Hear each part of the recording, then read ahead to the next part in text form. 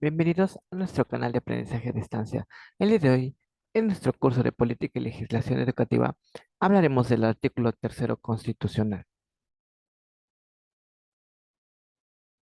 Comenzaremos por mencionar algunos antecedentes.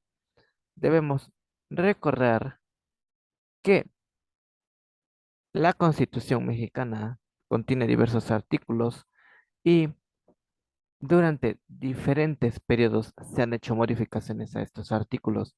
La última modificación más significativa fue en el 2019, tal y como nos lo menciona el diario oficial de la Federación. También podemos consultar este artículo en la página de gobernación o en la página directa de la Federación. También podríamos consultar la página del orden jurídico, en donde podemos encontrar absolutamente todos los artículos. Continuemos.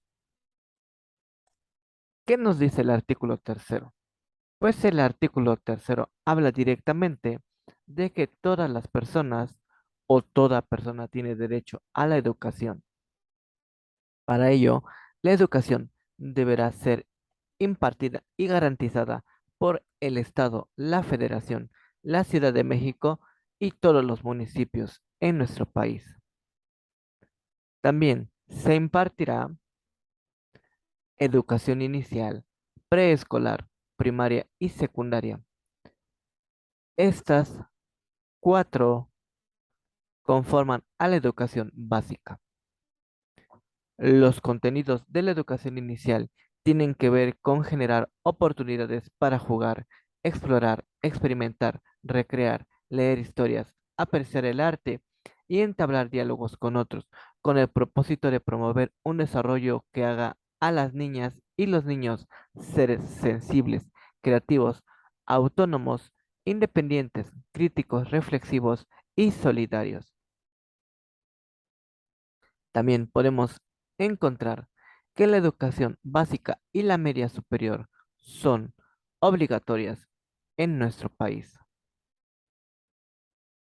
También se menciona que además de ser obligatoria la educación, esta deberá ser universal, inclusiva, pública, gratuita y laica, características que ya conocíamos de forma general. Ya sabemos que la educación debe ser pública, gratuita, laica. Ahora se habla más sobre inclusiva y universal. La idea de educación universal va enlazada a la inclusión, es decir, debe ser la educación universal, permitiendo a toda persona, sin importar edad, sexo, condición, religión o otras características que podamos distinguir, toda persona debe tener derecho y acceso a la educación. ¿Qué más se menciona en este artículo tercero? Realmente, tanto el artículo como las modificaciones realizadas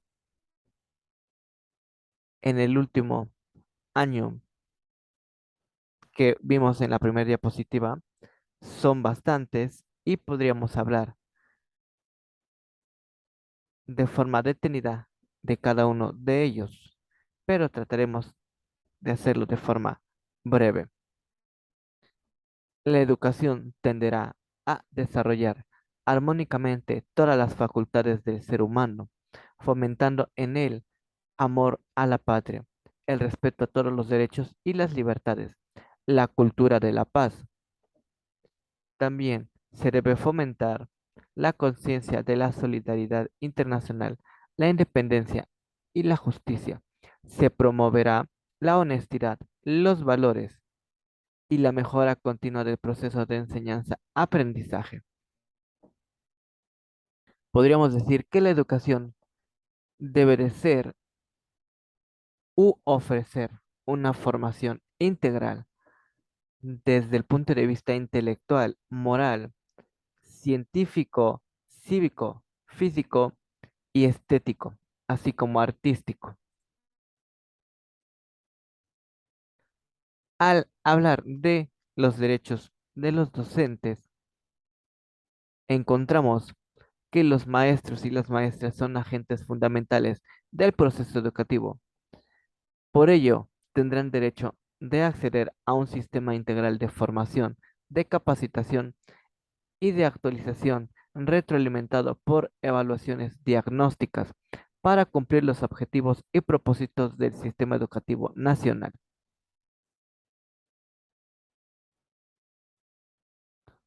Respecto a otras características como qué es lo que deberá hacer el Estado y la Federación, se menciona lo siguiente. El Estado garantizará que los materiales didácticos, la infraestructura educativa, su mantenimiento y las condiciones del entorno sean idóneos y contribuyan a los fines de la educación. El Ejecutivo Federal determinará los principios rectores, es decir, las características, principios y leyes que dirigen a la educación en nuestro país. También el Ejecutivo Federal determina los objetivos de la educación inicial, así como los planes y programas de estudios de la educación básica y normal en toda la República. Para tal efecto, se considera la opinión de los gobiernos de las entidades federativas y de diversos actores sociales involucrados en la educación, así como el contenido de los proyectos y programas educativos que contemplen las realidades y contextos regionales y locales. De hecho, en la última propuesta educativa que se hizo en el 2019, cada estado tenía derecho y oportunidad de realizar sus planes de estudios con el enfoque que más le conveniera. Es decir, un estado que es más agrícola o que se dedica más a la producción o a la comercialización puede enfocar sus planes de estudio con esa tendencia hacia la tecnología, hacia la agricultura o hacia lo que más le conveniese. Cuando se dio esa reforma educativa, nosotros los docentes tuvimos la oportunidad de asistir a los cursos en los que se nos planteó esta temática. Continuemos hablando de las cualidades que el Estado y la Federación deben de cumplir. Sabemos que toda persona tiene derecho a gozar de los beneficios del desarrollo de la ciencia y la innovación tecnológica. Para ello, el Estado apoyará la investigación e innovación científica, humanística y tecnológica. Garantizará el acceso abierto a la información que derive de ella. También el Estado deberá proveer recursos y estímulos suficientes conforme a las bases de coordinación, vinculación y participación que establezcan las leyes en la materia. Además, se alentará al fortalecimiento y difusión de nuestra cultura. Vemos muchas características como el apoyo a la investigación, la innovación científica y el proveer recursos y estímulos. Una vez más, se menciona que durante diversos periodos o sexenios se ha visto que no se ha garantizado este derecho establecido en el artículo tercero constitucional, ya que se han recortado presupuestos y se han detenido apoyos a la investigación y otras áreas que la ley establece es una obligación del Estado y de la Federación.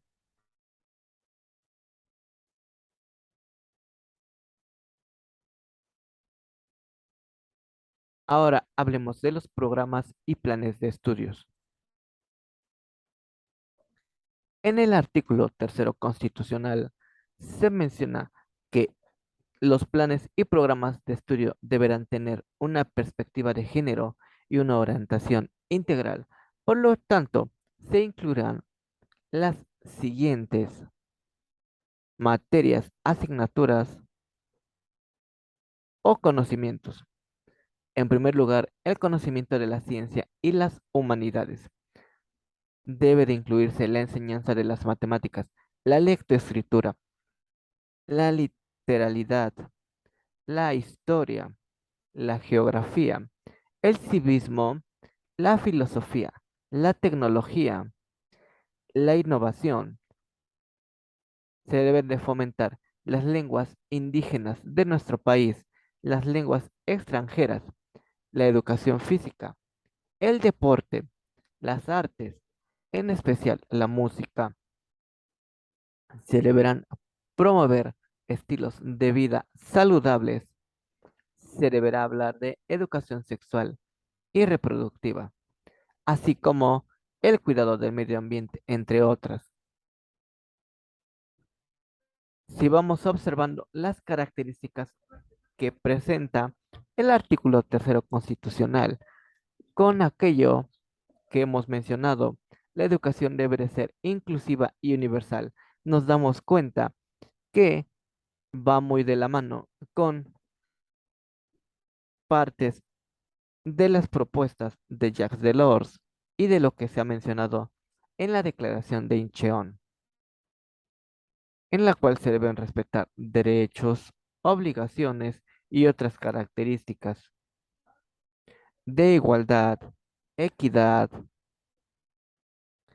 trabajo, comunicación, comprensión humana, así como el aprender a hacer. Si observamos parte del aprender a ser, es precisamente la promoción de los estilos de vida saludables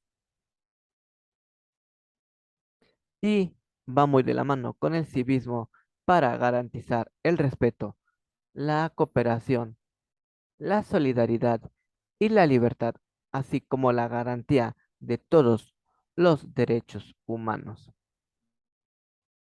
¿Qué otras características debe de tener la educación de acuerdo con el artículo tercero? La educación debe contribuir a una mejor convivencia humana, debe de fortalecer el aprecio y el respeto por la naturaleza, debe de contribuir a la diversidad cultural, a la dignidad de la persona, a la integridad de las familias, debe de favorecer los ideales de fraternidad e igualdad de derechos de todos, evitando los privilegios de razas, de religión, de grupos, privilegios de sexo o de ciertos individuos. Aquí es importante mencionar que la educación, con todo lo que se ha mencionado, debe de evitar la formación de barreras de aprendizaje y participación. Estas son todos aquellos factores que aparecen a través de una interacción entre los estudiantes y el contexto, la cual limita el pleno acceso a la educación y a las oportunidades de aprendizaje. Va muy de la idea o del concepto de que la educación debe ser inclusiva y universal, permitiendo absolutamente a todos el acceso a la educación y la oportunidad del aprendizaje.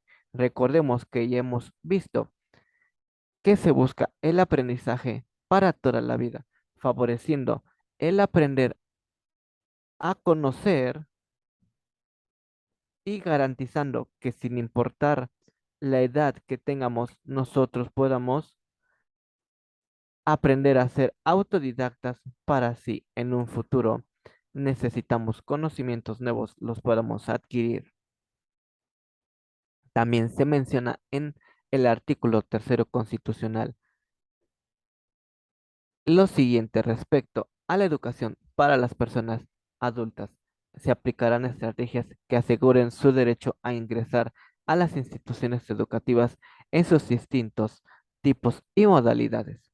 Respecto a esto, sabemos que en nuestro país contamos con la institución Instituto Nacional para la Educación de los Adultos,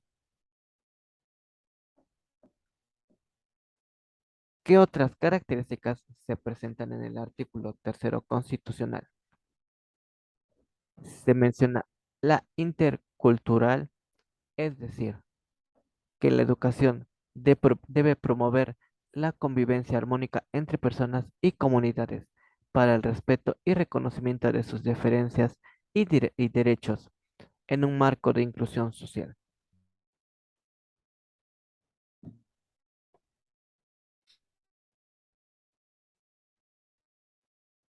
Se menciona que la educación debe de ser integral debido a que se educará para la vida con el objeto de desarrollar en las personas capacidades cognitivas, socioemocionales y físicas que les permitan alcanzar su bienestar.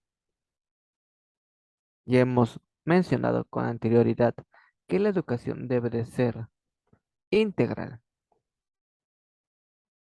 para lograr así una formación general de todo niño, adulto, hombre o mujer. Una vez más, se menciona que la educación debe de ser inclusiva al tomar en cuenta las diversas capacidades, circunstancias y necesidades de los educandos.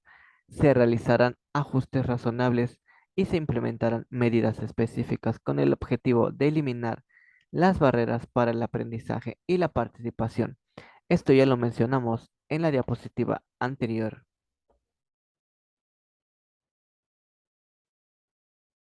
También se hacen menciones respecto a las escuelas particulares. Se establece que todos los particulares podrán impartir educación en todos sus tipos y modalidades en los términos que establece la ley. El Estado otorgará y retirará el reconocimiento de validez oficial a los estudios que se realicen en planteles particulares. Es decir, el que autoriza y da los permisos es el Estado. Las universidades y las demás instituciones de educación superior a las que la ley otorgue autonomía tendrán la facultad y la responsabilidad de gobernarse a sí mismas. En pantalla vemos una infografía de Ríos Andrea en la cual se muestran los tipos de educación que le permite la ley a los particulares ofrecer educación formal, no formal, informal y hablando de modalidades puede ser presencial, semipresencial, mixta, etcétera. Continuamos hablando. Por último, y muy importante, se hace mención del Sistema Nacional de Mejora Continua. Actualmente se cuenta con la Comisión Nacional para la Mejora Continua de la Educación, la cual fue creada el día 1 de octubre de 2019. Esta comisión es un organismo público descentralizado, no sectorizado, que cuenta con autonomía técnica, operativa, presupuestaria, autonomía de decisión y de gestión, con personalidad jurídica y patrimonio propio. Tiene por objetivo coordinar el Sistema Nacional de Mejora Continua de la Educación en términos de lo que establece el artículo tercero constitucional y se le asignan las siguientes contribuciones. En pantalla podemos observar algunas, solo se mostrarán un par de ellas, ya que en el artículo tercero constitucional se muestran más atribuciones de este organismo o comisión nacional.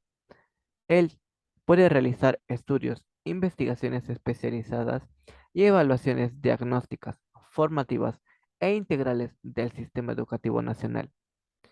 Puede establecer los criterios que deben de cumplir las instancias evaluadoras para los procesos valorativos, cualitativos, continuos y formativos de la mejora continua de la educación.